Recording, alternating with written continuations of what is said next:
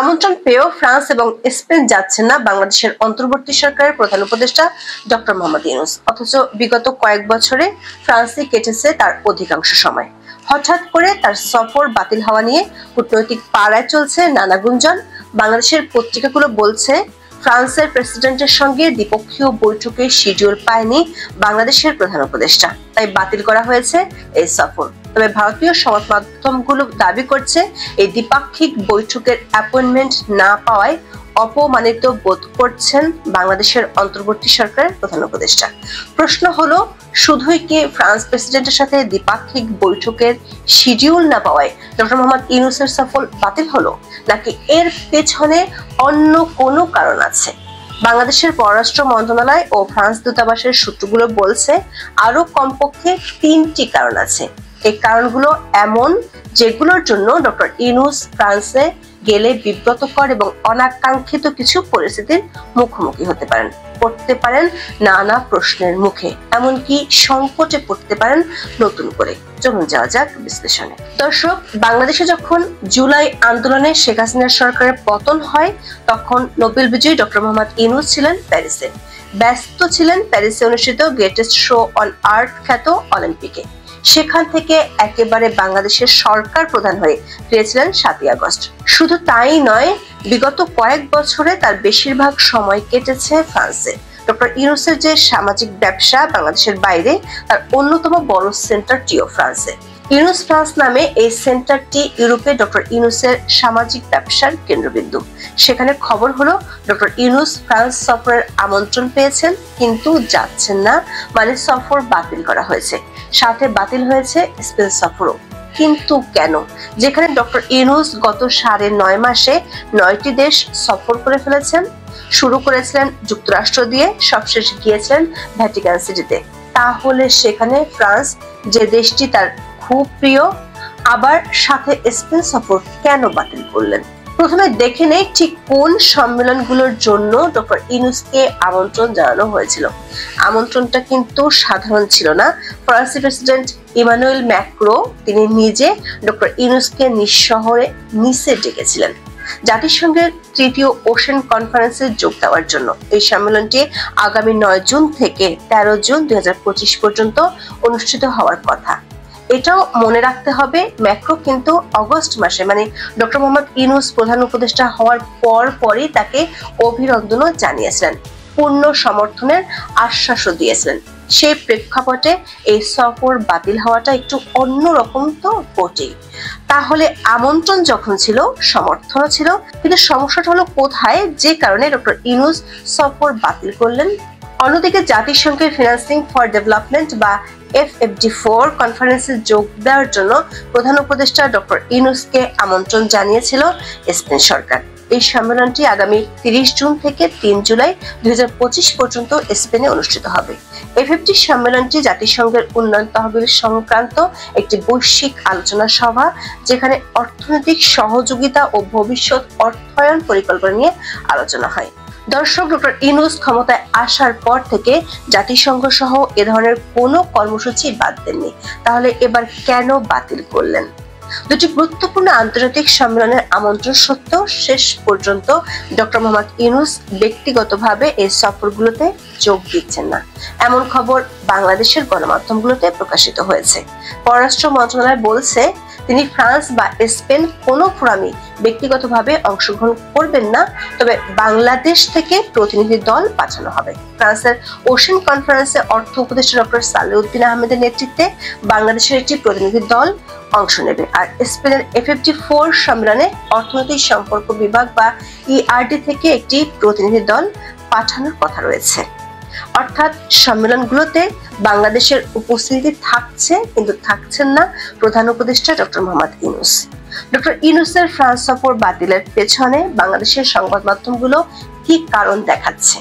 বাংলাদেশ গণমাধ্যমগুলোতে মূল কারণ হিসেবে উঠে এসেছে দ্বিপক্ষীয় বৈঠকের বিষয়টি। দৈনিক সমকালের খবরে বলা হয়েছে, বাংলাদেশ সরকার সম্মেলনের পাশাপাশি ইমানুয়েল ম্যাক্রোর সঙ্গে ডক্টর ইউনূসের দ্বিপক্ষীয় বৈঠকের চেষ্টা করছিল।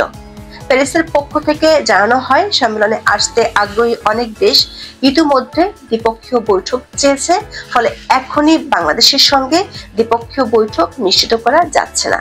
সম্মেলনে আসার সঙ্গে দ্বিপক্ষীয় বৈঠককে মিলিয়ে না দেখার অনুরোধ করে ফ্রান্স, বরং সম্মেলনে ডক্টর ইউনূস যোগ দিতে পারবেন কিনা তা নিশ্চিত হতে চায় তারা।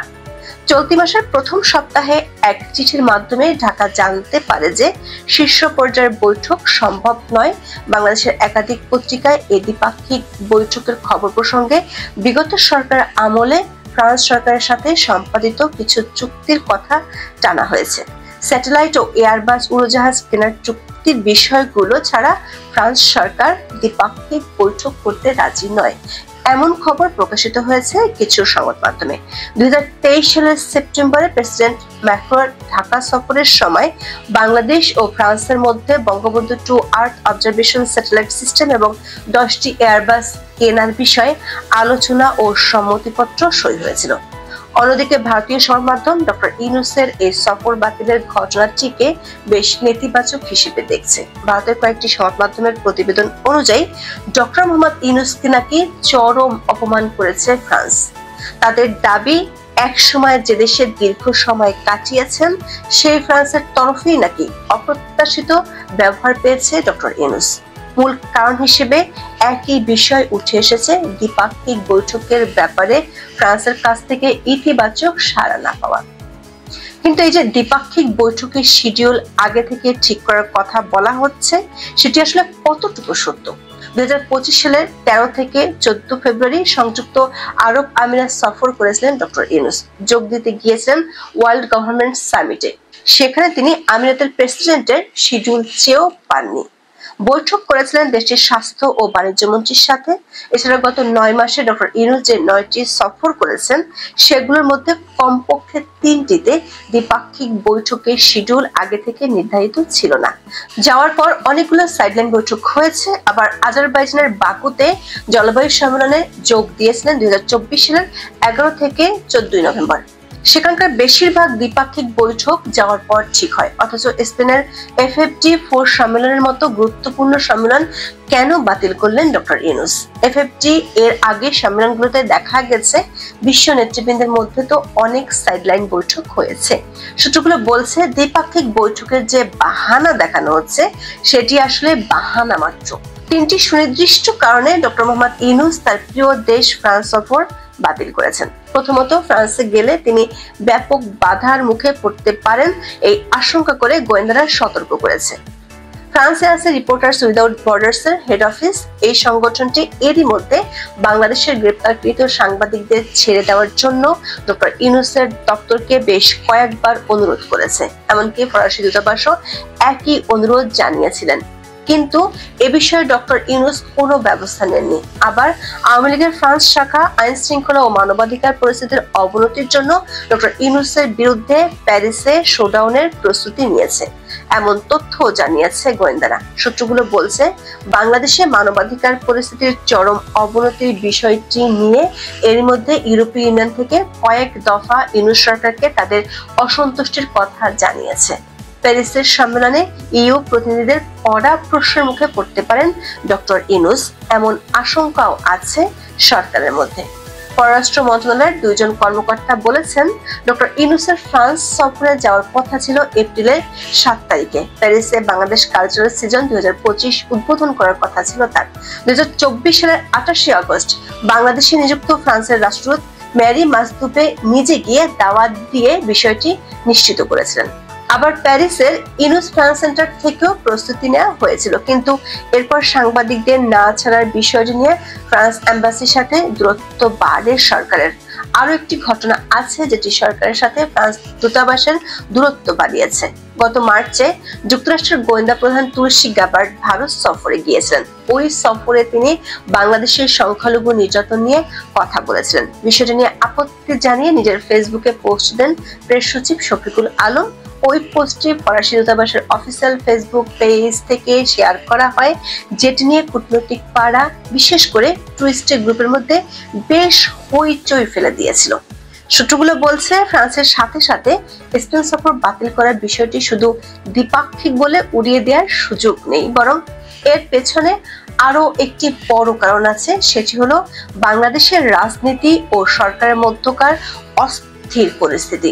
রাখাইন করিডোর, আওয়ামী লীগের কার্যক্রম নিষিদ্ধ করা, চট্টগ্রাম বন্দর পরিচালনায় বিদেশিদের নিয়োগ, এমন ইস্যুগুলোকে ঘিরে সরকারের ভিতরে ও বাইরে সেনাবাহিনীর এবং রাজনৈতিক দলগুলোর সাথে সরকারের দূরত্ব যোজন বেড়েছে। এমন অস্থিরতার কারণে সম্প্রতি বাংলাদেশের সেনাবাহিনী প্রধান জেনারেল ওয়াকারুজ্জামান তার যুক্তরাষ্ট্র সফর বাতিল করেছেন। এই মুহূর্তে জাতীয় নিরাপত্তা উপদেষ্টার নিয়োগ নিয়ে রাজনৈতিকভাবে চরম চাপে আছে ইউনূস সরকার। সব মিলিয়ে দেশের রাজনৈতিক অস্থিরতায়, নতুন কোন সংকটের আশঙ্কায় এই মুহূর্তে দেশের বাইরে যাওয়াটা ঠিক মনে করছেন না ডক্টর ইউনূস ও তার ঘনিষ্ঠজনেরা। আজ এ পর্যন্ত। সবাই ভালো থাকুন, সুস্থ থাকুন, নিরাপদে থাকুন। দেখা হবে আগামী পর্বে।